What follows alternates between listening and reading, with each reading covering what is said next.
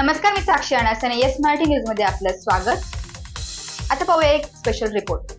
व्यापारी बँकेच्या निमंत्रित संचालकपदी सुनील जाधव यांची एकमताने निवड.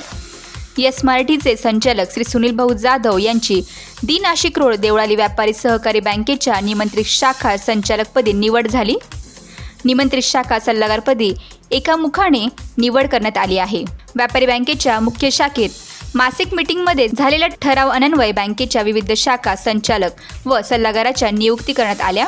या प्रसंगी सुनील वसंतराव जाधव यांची शाखेच्या संचालकपदी निवड करण्यात आल्याचे पत्र या बैठकीत देण्यात आले. बँकेचे चेअरमन व शिवसेनेचे नाशिक लोकसभा सहसंपर्क प्रमुख दत्ताजी गायकवाड यांच्या हस्ते सुनील जाधव यांचा सत्कार करण्यात आला.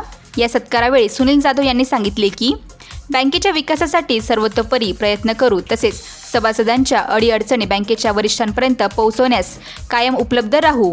यावेळी बँकेचे व्हाईस चेअरमन तसेच संस्थेचे माजी अध्यक्ष निवृत्ती अरिंगळे, भाऊसाहेब पिंगळ, विशाल जाधव, विजय दिघे, पद्माकर पिंगळ यांच्यासह सर्व संचालक व कर्मचारी वृंद उपस्थित होते. येस मराठीसाठी शहर प्रतिनिधी नाशिक.